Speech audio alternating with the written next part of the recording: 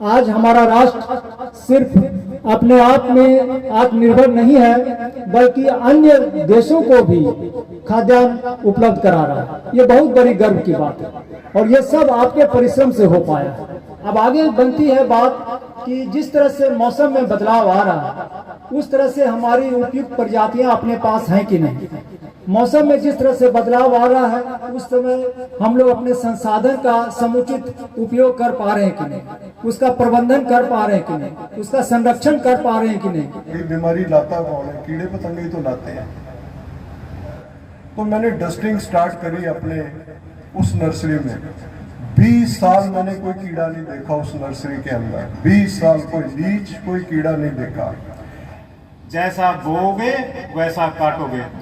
किसान साथियों, करनाल स्थित भारतीय कृषि अनुसंधान संस्थान के क्षेत्रीय कार्यालय में अनुसूचित जाति उपयोजना के तहत विश्व खाद्य दिवस पर बीज वितरण समारोह का आयोजन किया गया और लगभग 500 किसानों को जो अनुसूचित जाति से संबंधित हैं उनको मुफ्त में बीज वितरित किए गए।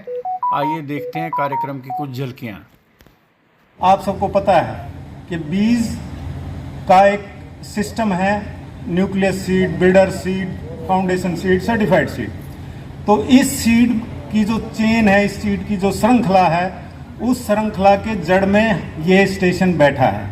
इतना कहूँगा कि जैसे ही बीज जब 1966 से जब क्रांति शुरू हुई, हरित क्रांति, उसके बाद से बीज के लिए जागरूकता बढ़ी। 1966 में जो बीज अधिनियम आया, उसके बाद में कुछ रूल रेगुलेशन आए। तो उन सब के बाद में हमारा जो उद्देश्य था वो हमेशा यही रहा कि हम किसान के पास अपना बीज लेके जाएं जो सर्वोत्तम गुणवत्ता का हो। और जैसा आप सबको पता है, जैसा बोओगे वैसा काटोगे। तो बीमारी लाता कौन है? कीड़े पतंगे ही तो लाते हैं।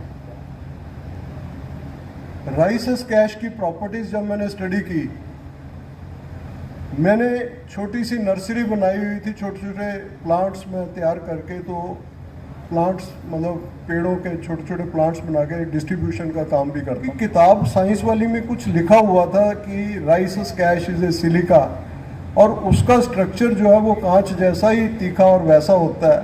तो मैंने डस्टिंग स्टार्ट करी अपने उस नर्सरी में। 20 साल मैंने कोई कीड़ा नहीं देखा उस नर्सरी के अंदर। 20 साल कोई लीच, कोई कीड़ा नहीं देखा।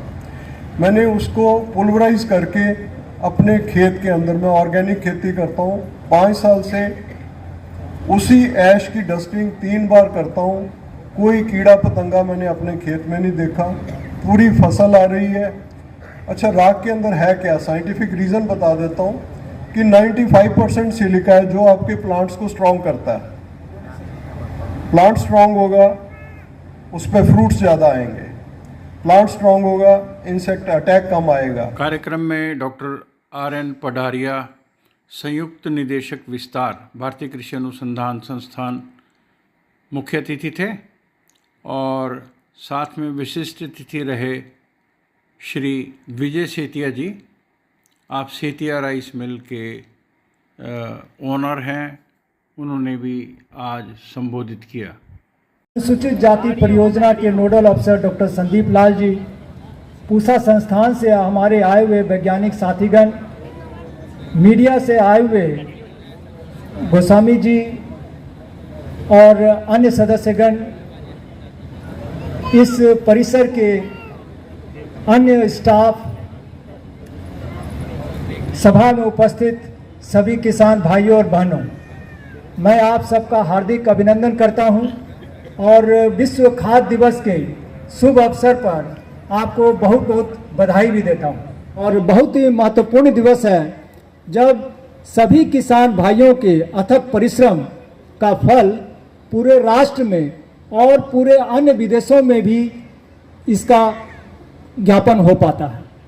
जिस तरह से आपने कर्मठता से, कड़ी मेहनत से अन्न उगाते हैं, आज हमारा राष्ट्र सिर्फ अपने आप में आत्मनिर्भर नहीं है, बल्कि अन्य देशों को भी खाद्यान्न उपलब्ध करा रहा है। ये बहुत बड़ी गर्व की बात है और ये सब आपके परिश्रम से हो पाया है।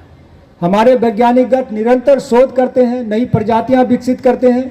जैसे डॉक्टर संगीता ने बताया कि ये माँ राधा वाला काम यहाँ पर हो रहा है, और जिस तरह से काम ये कर पाते हैं, जितने भी तरह के बीज उत्पन्न हो रहे हैं और आपके तक पहुँचाया जाता है, मैं पूरे क्षेत्र के इस पर काम करने वाले डॉक्टर शिव कुमार और इनके सारे स्टाफ को बहुत बहुत बधाई देता हूँ। तो आज जो विश्व खाद्य दिवस का संकल्प है कि सब लोग साथ मिल करके, हाथ से हाथ मिला करके, अंतर्राष्ट्रीय जगत में साथ हो करके किस तरह से खाद्यान्न और पोषण की सुरक्षा को बढ़ाया जा सके। तो आप लोगों ने इसमें बहुत अहम योगदान निभाया है। हमारे पूसा संस्थान के बीजों को अपने खेतों पर अपनी मेहनत से उगा करके आगे बढ़ाया है, इसके लिए मैं आपका फिर से शुक्रगुजार हूँ। अब आगे बनती है बात कि जिस तरह से मौसम में बदलाव आ रहा है, उस तरह से हमारी उपयुक्त प्रजातियां अपने पास हैं कि नहीं।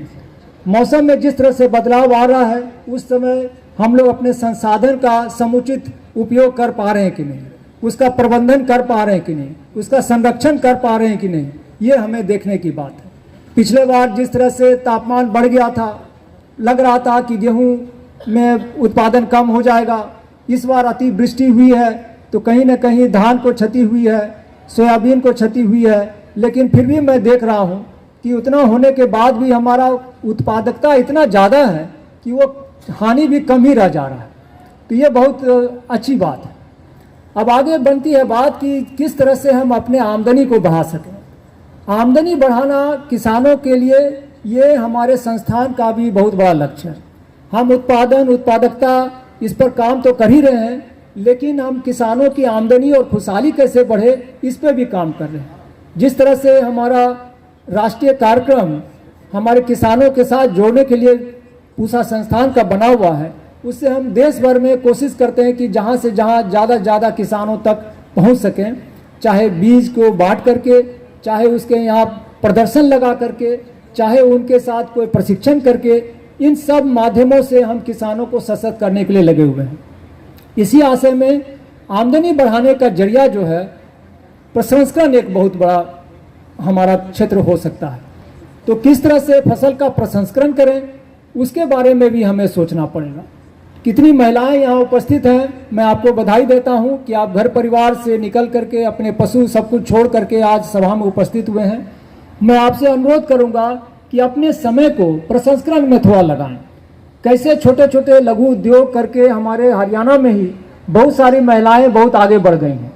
बहुत सारी महिलाएं बिस्किट बना करके, अचार बना करके, अन्य दलिया बना करके, कई तरह स्वयं सहायता समूह में बना करके हमारे मेला में जब आती हैं तो बहुत सारा वो सामान अपना विक्रय कर डालती हैं और उनसे उनको आमदनी भी मिलती है।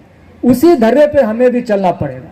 जिस तरह से गेहूं का या अन्य जो फसल है उसका प्रसंस्करण करके हम क्या उत्पाद बना सकते हैं और बाजार में हम उसको ले जा सकते हैं, वो उसके लिए कोई प्रशिक्षण की आवश्यकता हो तो मैं डॉक्टर शिव कुमार जी से अनुरोध करूंगा कि हमारे साइंटिस्ट को बुला करके महिलाओं के लिए एक अलग से प्रशिक्षण का कार्यक्रम कर दें। और विशेषकर अनुसूचित जाति योजना से आपको लाभान्वित किया जा रहा है। इस पर भी आप जब फसल कट जाए तो कम से कम एक मैसेज व्हाट्सएप पे जरूर डालें कि हमारे 1 एकड़ से हमको कितना रकबा से हमको कितना आमदनी या उत्पादन प्राप्त हुआ। ये हमारे वैज्ञानिकों के लिए बहुत बड़ा सहारा होगा कि किसानों को अगर हम दिए तो उनका लाभ क्या मिला, उसका प्रभाव क्या पड़ा। तो सब जगह हम पहुंच नहीं पाएंगे, लेकिन अगर आप एक मैसेज डाल देंगे, मैंने आपके द्वारा प्राप्त किया था ये बीज और इससे 1 एकड़ में हमको इतना प्राप्त हुआ, इतना एकड़ क्विंटल में पैदा हुआ और इतना अतिरिक्त आमदनी हुई। आप ये भी कह सकते हैं कि कहीं अगर कोई समस्या रही हो तो वो भी सूचना दें कि हमें कहीं न कहीं समस्या रही, आगे हम इस पर प्रशिक्षण का हम आपसे अनुरोध करेंगे, प्रशिक्षण करें तो वो भी हम करेंगे। तो ताकि हम ये कार्यक्रम को आपके लिए है और आपके द्वारा है, तो इसको कैसे और सुदृढ़ करें, मैं आपसे अनुरोध करूंगा कि इस पर सलाह भी दें। तो मैं एक बार फिर से डॉक्टर शिव कुमार जी को बहुत बहुत बधाई देता हूं कि इनकी टीम ज़बरदस्त काम कर रही है और आगे हमारा पूसा संस्थान का नाम बढ़ रहा है आप किसान भाइयों के बीच। और किसान भाइयों, आपको भी बहुत बहुत धन्यवाद देता हूं कि हमारे संस्थान के जितने भी वैज्ञानिक उनका उत्साह बढ़ाने के लिए आप लोग साथ जुड़ते हैं, ताकि उनको भी एक मनोबल लगता है कि नए नए विकसित प्रजाति लाएं ताकि आपका आमदनी और आपका जो उद्धार हो, कैसे खेती के माध्यम से हो सके। बहुत बहुत बधाई, बहुत बहुत धन्यवाद। कार्यक्रम में संस्थान के कर्मचारियों को जिन्होंने सर्वश्रेष्ठ कार्य किए उनको सम्मानित किया गया और इस प्रोग्राम के दौरान 500 पंजीकृत किसानों को जो अनुसूचित जाति से संबंधित हैं उनको मुफ्त में HD 3086 और HD 2963 के बीज और कुछ खाद जो है वो मुहैया कराई गई। कार्यक्रम बहुत ही सुचारू रूप से चला। सबको शुभकामनाएं। नमस्कार।